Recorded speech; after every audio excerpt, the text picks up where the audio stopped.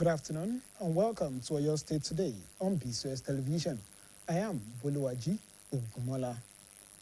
The state governor, Engineer Iroyin Ipinle, has urged residents of the state to pray for the emergence of a worthy successor who will sustain his administration's achievements regardless of religious affiliation.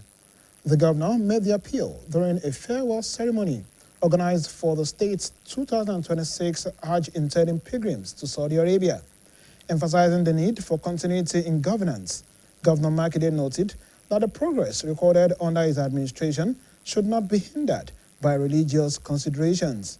The governor, who pledged a donation of 2 new buses for utilities and logistic movement for the Hajj board members in Nigeria and Saudi Arabia, charged the intending pilgrims to be good ambassadors of the state in Nigeria and Saudi Arabia. In their goodwill messages, the Deputy Governor, Barrister Bayo Lawal, and a former Speaker of the Oyo State House of Assembly, Senator Monsurat Sumonu, charged the pilgrims to remain focused on the spiritual essence of the exercise and to remember the state and Nigeria in their prayers.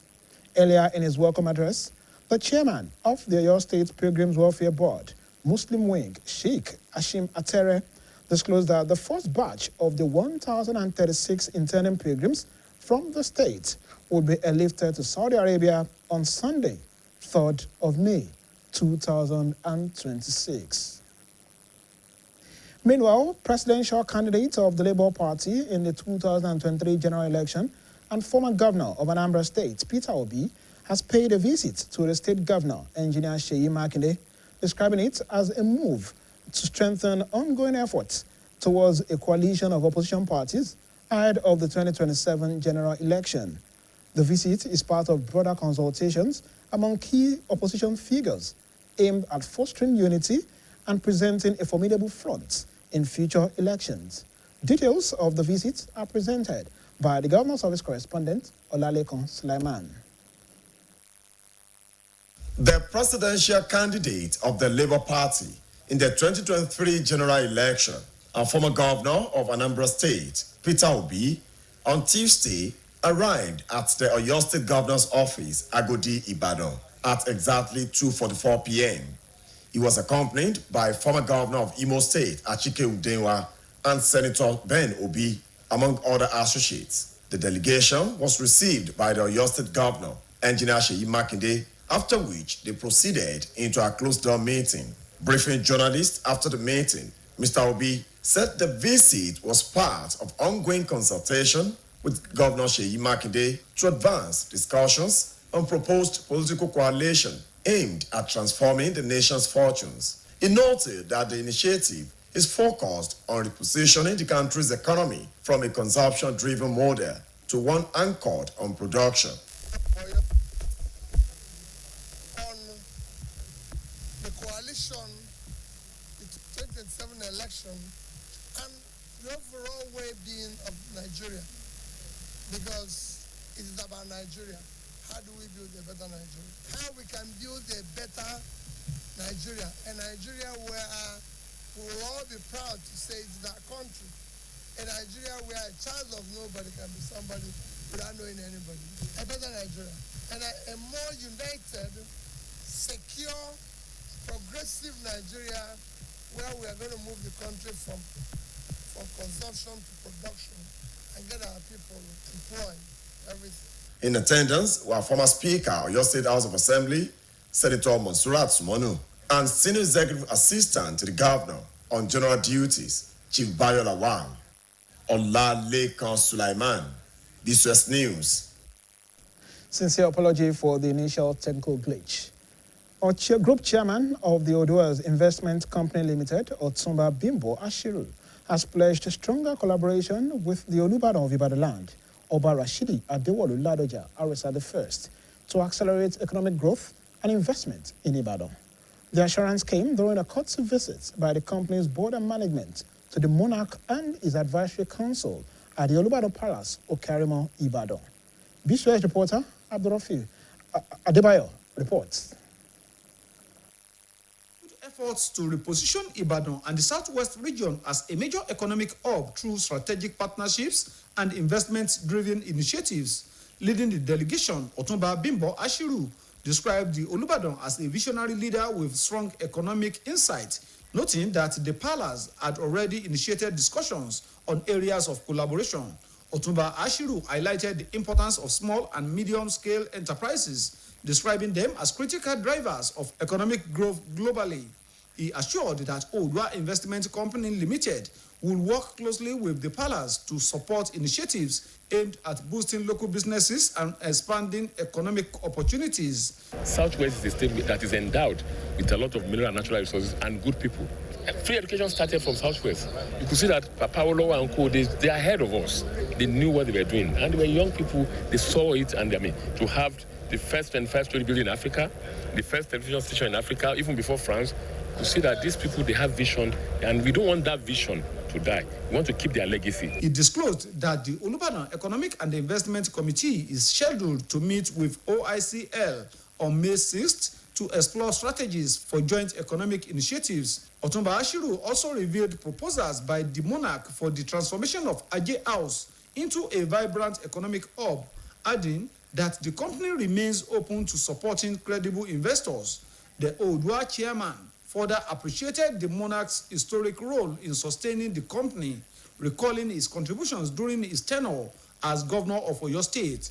Otunba Ashiru also provided updates on key projects, including the ongoing redevelopment of Premier Hotel and the refurbishment of Cocoa House aimed at restoring Ibadan's economic prominence. Responding, the Olubadan of Ibadan land, Oba Rashidi Adewolu Ladoja Arusa I, expressed confidence in the capacity of Odua Investment Company Limited to compete globally, urging stronger synergy among regional development institutions. He emphasized the need to harness local resources, including mineral deposits, and explore opportunities in independent power generation and infrastructure development. Oba Ladoja also reiterated his vision of restoring the Southwest historic position as a leading economic region in Nigeria. Odua is an investment company.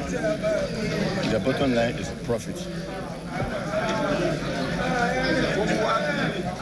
The other one is the development commission. So if Odua is ready to put a factory somewhere and there's no road to the place, I expect the development commission to help them put the road there. In his remarks, the group managing director and chief executive officer of OICL, Abdurrahman Yunusa, appreciated the people of Ibadan for sustaining a peaceful and hospitable environment conducive for business operations. Highlights of the visit included the presentation of the Oriolokun brass sculpture and other gift items to the monarch.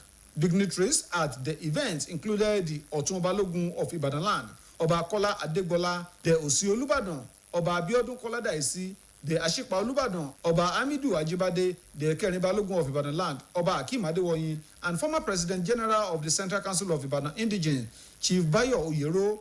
The Odua delegation later conducted an assessment visit to Premier Hotel, where renovation work is ongoing ahead of its planned commissioning on June 25. The renewed partnership between the Olubadan Palace and Odua Investment Company Limited is expected to open new frontiers for economic development in Ibadan and the wider Southwest region. Adebayo Abdurafi, BCOS News. You can reach us on GoTV channel 134 and channel 113 on Star Times. Now, before I go, contribute your own quota to move your state forward. That ends Your State Today. Good afternoon.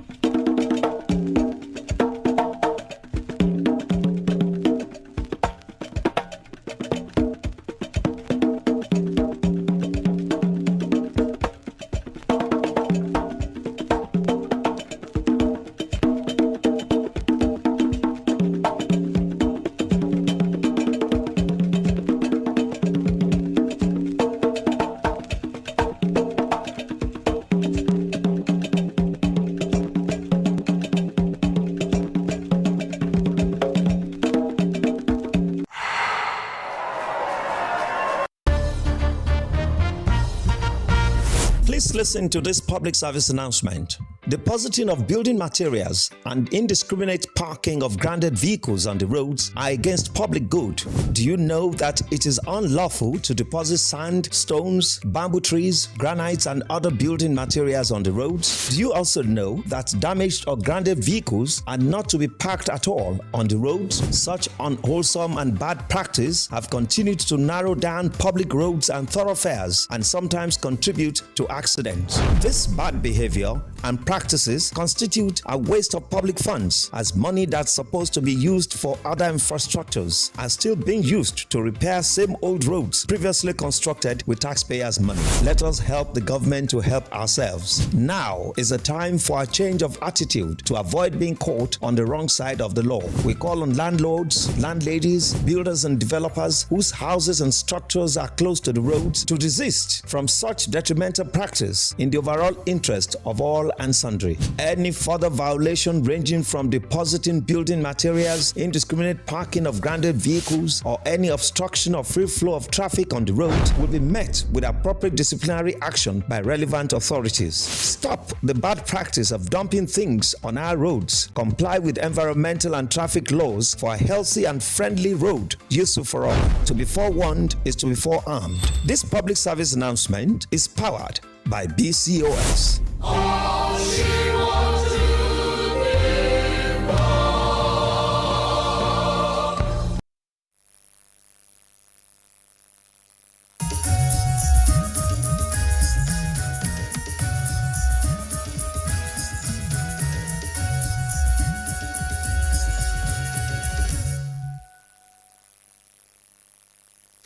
ẹ̀ka sẹ́ńbẹ̀ wọ ìyẹn wa mùsùlùmí pé káàbọ̀ sórí ìròyìn wa ìròyìn ìpínlẹ̀ Ọ̀yọ́ fún tòní Gbénga Olókèdé lórúkọ tí mò ń jẹ́. Gómìnà ìpínlẹ̀ Ọ̀yọ́ onímọ̀ ẹ̀rọ Ṣèyí Mákindé ti rọ àwọn olùgbé ìpínlẹ̀ Ọ̀yọ́ láti gbàdúrà fún èèyàn gidi tí yóò gba ipò lọ́wọ́ òun, ẹni tí yóò máa bá àwọn àṣeyọrí ìjọba òun lọ láìwo ti ọ̀rọ̀ ẹ̀sìn rárá. Gómìnà Mákindé pàrọwà yìí lásìkò ètò ìdágbére fáwọn tó fẹ́ rìnrìn àjò hajj lọ́dún yìí lọ sórílẹ̀-èdè Saudi Arabia. Nígbà tó ń tẹnumọ́ ìtẹ̀síwájú ìṣèjọba, gómìnà Mákindé wòye pé àwọn àṣeyọrí tó wáyé lásìkò ètò ìṣàkóso òun ni kò yẹ kí ọ̀rọ̀ ẹ̀sìn pagidínà rẹ̀. Gómìnà tó ṣèlérí ọkọ̀ tuntun méjì fún ìlò àti lílọ bíbọ̀ àwọn ọmọ ìgbìmọ̀ tó rí sí ètò ìrìnàjò lọ sílẹ̀ Saudi Arabia fún lílò wọn nílẹ̀ yìí àti nílẹ̀ Saudi Arabia. Ó rọ àwọn tó ń lọ fún iṣẹ́ hajj lọ́dún yìí láti jẹ́ aṣojú rere fún ìpínlẹ̀ Ọ̀yọ́ bí wọ́n bá dé orílẹ̀-èdè Saudi Arabia. Nínú ọ̀rọ̀ ìwúrí wọn, ìgbákejì gómìnà ìpínlẹ̀ Ọ̀yọ́ amòfin Báyọ̀ Lawal àti olórí ilé asòfin ìpínlẹ̀ Ọ̀yọ́ tẹ́lẹ̀ sẹ́nitọ̀ Monsura Sumanu rọ àwọn tó ń lọ sí ilẹ̀ mímọ́ náà láti ní àfojúsùn nípa pàtàkì iṣẹ́ ìsìn náà kí wọ́n sì tún máa rántí ìpínlẹ̀ Ọ̀yọ́ àti orílẹ̀-èdè Nàìjíríà lápapọ̀ nínú àdúrà wọn. Ṣáájú ní ọ̀rọ̀ ìkíni káàbọ̀ rẹ̀, alága ìgbìmọ̀ tó ń rí sí ìrìn àjò lọ sílẹ̀ mímọ́ Mẹ́kà ní ìpínlẹ̀ Ọ̀yọ́ Sheikh Azim Atẹ́rẹ́ jẹ́ kó ní mọ̀ pé iṣẹ́ àkọ́kọ́ láti ìpínlẹ̀ Ọ̀yọ́ tí wọ́n jẹ́ 1,046 ni yóò gbéra lọ sí ilẹ̀ Saudi Arabia ní ọjọ́ àìkú ọjọ́ 3 oṣù karùn-ún ọdún tá a wà nù rẹ̀ yìí. Ẹ̀wẹ̀ olùdíje fún ipò ààrẹ lábẹ́ ẹgbẹ́ òṣèlú Labour nínú ìbò gbogbogbò ọdún 2023 títún ṣe gómìnà tẹ́lẹ̀ ní ìpínlẹ̀ Anambra ọ̀gbẹ́ni Peter Obi ti ṣàbẹ̀wò ẹlẹ́mbẹ̀hún sọ́dọ̀ gómìnà ìpínlẹ̀ Ọ̀yọ́ onímọ̀ ẹ̀rọ Ṣèyí Mákindé.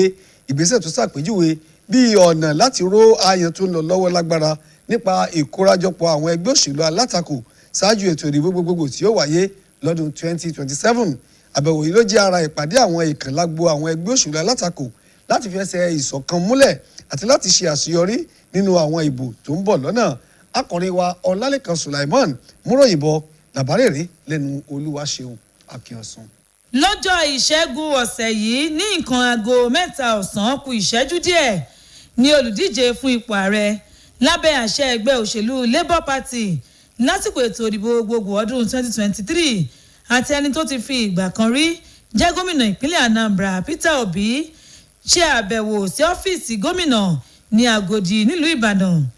Lára àwọn tó kọ́ wọ̀rìn pẹ̀lú Peter Obi ni ẹni tó ti fi ìgbà kan rí jẹ́ gómìnà ìpínlẹ̀ Imo Achike Udenwa àti sẹ́nẹ́tọ̀ Ben Obi tó fi mọ́ àwọn alájọṣe rẹ̀ mìíràn. Gómìnà ìpínlẹ̀ Ọ̀yọ́ onímọ̀ ẹ̀rọ Ṣèyí Mákindé ló tẹ́wọ́ gba àwọn àlejò náà. Lẹ́yìn èyí ni wọ́n bẹ̀rẹ̀ ìpàdé àtìlẹ̀kùnmọ́rí ṣe. Nígbà tó ń bá àwọn akọ̀ròyìn sọ̀rọ̀, lópin ìpàdé náà Peter Obi ṣe àlàyé wípé èrèdí ìpàdé yìí ni láti fi ikùn lukùn pẹ̀lú gómìnà Ṣèyí Mákindé lórí èròǹgbà àwọn ẹgbẹ́ òṣèlú alátakò láti parapọ̀ fi ìmọ̀ wọn ṣọ̀kan èyí tí àfojúsùn rẹ̀ jẹ́ láti mú ìgbà ọ̀tun bá orílẹ̀-èdè wa Nàìjíríà. Ó tọ́ka sí wípé ojú inú yìí ló wà fún láti mú àtúntò bá ètò ọrọ̀ ajé ilẹ̀ yìí èyí tí a fi kúrò ní orílẹ̀-èdè tó gbára lé àwọn nǹkan tí wọ́n ń kó wọlé láti ilẹ̀ òkèèrè tí àwa náà yóò sì di orílẹ̀-èdè tó ń pèsè nǹkan lọ́pọ̀ lábẹ́lé. Lára àwọn tó péjú síbi àbẹ̀wò yìí ni olórí ilé aṣòfin ìpínlẹ̀ Ọ̀yọ́ nígbà kan rí sẹ́nẹ́tọ̀ Monsurat Sumonu àti ẹni tó jẹ́ àmúgbálẹ́gbẹ̀ẹ́ àgbà sí gómìnà Ṣèyí Mákindé lórí àwọn iṣẹ́ àkànṣe olóyè Báyọ̀ Lawal. Olúwaṣeun Akínọ̀sùn ló ń ròyìn fún iléeṣẹ́ BCOS. Alága àjọ iléeṣẹ́ olókoòwò Oòduà Ọ̀túnba Bímbọ́ Ashiru ti jẹ́jẹ́ láti ní ìbáṣepọ̀ tó lóòrìn pẹ̀lú Olúbàdàn tilẹ̀ Ìbàdàn Ọba Rashidi Adéwọ̀lú Ládọjà Arúsà Kínní láti mú ìdàgbàsókè kankan bá ètò ọrọ̀ ajé àti ìdókòwò nílùú Ìbàdàn. Lásìkò tí ikọ̀ alákòóso àti ìgbìmọ̀ olùdarí iléeṣẹ́ náà ṣàbẹ̀wò sọ́dọ̀ ọba àlàyé náà àti ìgbìmọ̀ olùgbaninímọ̀ràn rẹ̀ ní ààfin Olúbàdàn tó wà ní Òkèrèmọ nílùú Ìbàdàn ní ọ̀rọ̀ ìdánilójú náà ti wáyé. Akọ̀rin wa Abdulrafi Adébáyọ̀ wà níbi àbẹ̀wò náà. Làbárèrè ẹ bá mi ká lọ. Ọ̀túnba Bímbọ́ Ashiru tó léwájú ikọ̀ náà ṣàpèjúwe Olúbàdàn gẹ́gẹ́ bí ẹni tó ní àfojúsùn nípa ètò ọrọ̀ ajé. Ó ní ààfin ti kọ́kọ́ bẹ̀rẹ̀ ìjíròrò lórí ọ̀nà táwọn lè gbà láti dìjọ ṣiṣẹ́ papọ̀. Ọ̀túnba Ashiru sọ nípa pàtàkì iléeṣẹ́ olókoòwò kéékèèké àti ti alábọ́dé. Ó ṣàpèjúwe wọn gẹ́gẹ́ bí ohun èlò tó ń ṣe atọ́nà fún ìdàgbàsókè ètò okòwò. Ó wá fìwọ́ ìdánilójú sọ̀yà pé iléeṣẹ́ olókoòwò Oòduà yóò ṣiṣẹ́ papọ̀ pẹ̀lú ààfin láti ṣùgbà ojú inú wọn tó wà láti mú kí àgbéga bá okòwò abẹ́lé tí àǹfààní ètò ọrọ̀ ajé yóò sì bùyàrí. àti ibi tá a wà ń sìn àti dé stage tó yẹ pé à ń láti jẹ́ kí wọ́n wá ṣí bíbà yìí ìwọ̀nsán bá ṣí ìwọ̀n pé tí wọ́n bá ṣẹ̀ṣẹ̀ kọ́lé tán kì í ṣe tó bá ṣí lè má bẹ̀rẹ̀ sí ń gbé ń bẹ̀ bẹ̀tẹ̀ fẹ́ ṣí kẹ́ gbàdúrà sí kẹ́ mọ̀ pé ó wà operational so àbá fẹ́ ṣí ní June Mr. President ọmọ abá ṣe lágbára Ọlọ́run so tó bá wá ṣí nígbà yẹn before the end of the year má bẹ̀rẹ̀ sí àwa fully operational àyàn á lè máa dé síbi àmàṣe ẹ̀ lágbára Ọlọ́run àwa náà rò pé AGM wa lágbára Ọlọ́run ìjọba bá ti ṣe ijọ́ kejì náà àwa náà ṣe AGM wa. Ó ní ìgbìmọ̀ tó wà fún ètò ọrọ̀ ajé àti ìdókòwò Olúbàdàn yóò ṣèpàdé pẹ̀lú iléeṣẹ́ àjọ olókoòwò Oòduà lọ́jọ́ 6 oṣù karùn-ún ọdún tàwánú rẹ̀ yìí láti jọ sọ̀rọ̀ lórí àjọṣepọ̀ ètò ọrọ̀ ajé. Ọ̀túnba Ashiru tún sọ̀rọ̀ lórí èròǹgbà orí adé náà láti sọ ilé ajé di ibùdó ètò ọrọ̀ ajé. Oníléeṣẹ́ Oòduà ṣetán láti ṣùgbà olókoòwò tó bá yááyì. Alága iléeṣẹ́ Oòduà tún mọ rírì ipa takuntakun tí ọba aláyé náà kó láti jẹ́ kí iléeṣẹ́ náà kó dúró re lásìkò sáà rẹ̀ gẹ́gẹ́ bí gómìnà ìpínlẹ̀ Ọ̀yọ́. Ọ̀túnba Ashiru tún lo àǹfààní náà láti sọ nípa àwọn àkànṣe iṣẹ́ tí wọ́n gùn lé bí iṣẹ́ àtúnṣe ilé ìtura Premier àti àtúnṣe Cocoa House. Nígbà tó ń fèsì Olúbàdàn tilẹ̀ Ìbàdàn Ọba Rasheed Ládọjà Arúsà Kínní fi ìgbẹ́kẹ̀lé rẹ̀ tó ní nínú iléeṣẹ́ olókoòwò Oòduà múlẹ̀ láti fi ẹ̀gbẹ́kẹ̀gbẹ́ pẹ̀lú àwọn akẹgbẹ́ wọn káàkiri àgbáláyé. Orí adé náà pè fún ìbáṣepọ̀ pẹ̀lú àwọn àjọ tó wà lẹ́kùn yìí bíi àjọ tó wà fún ìdàgbàsókè apá ìwọ̀ oòrùn ilẹ̀ yìí àti àjọ tó wà fún ìdàgbàsókè apá ìwọ̀ oòrùn gúúsù ilẹ̀ wa fún ìlọsíwájú ètò ọrọ̀ ajé. Ọba Ládọjà wá tẹnumọ́ àfojúsùn rẹ̀ láti dá apá ìwọ̀ oòrùn gúúsù padà sí ipò aṣíwájú nídìí ètò ọrọ̀ ajé nílẹ̀ Nàìjíríà. Nínú ọ̀rọ̀ tiẹ̀ ọ̀gá àgbà àti aláṣẹ iléeṣẹ́ Oòduà Abdulrahman Yunusa mọrírì àwọn èèyàn Ìbàdàn fún jíjẹ́ kí àlàáfíà máa jọba èyí tó yááyì fẹ́tò okòwò. Lára ohun tó wáyé lásìkò àbẹ̀wò náà ni gbígbé àwòrán idẹ orí olókun àti àwọn ẹ̀bùn míì fún orí adé náà.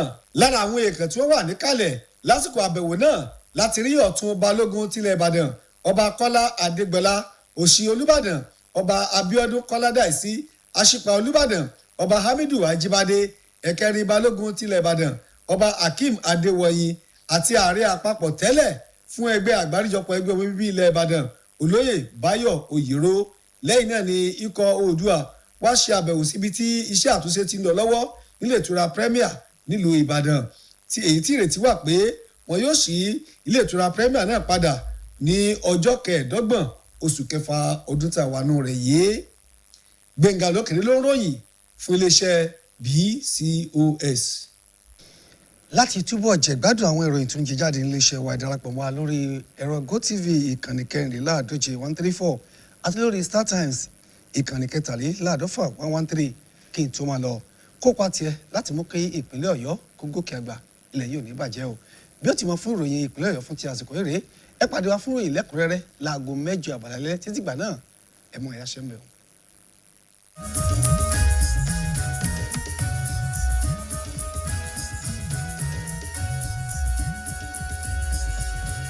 Football lovers, movie lovers, family entertainment fans, get ready for something big because StarTimes is giving you Over Jara. For a limited time, when you recharge for 2 months, you get upgraded to the next bouquet free. That's more sports,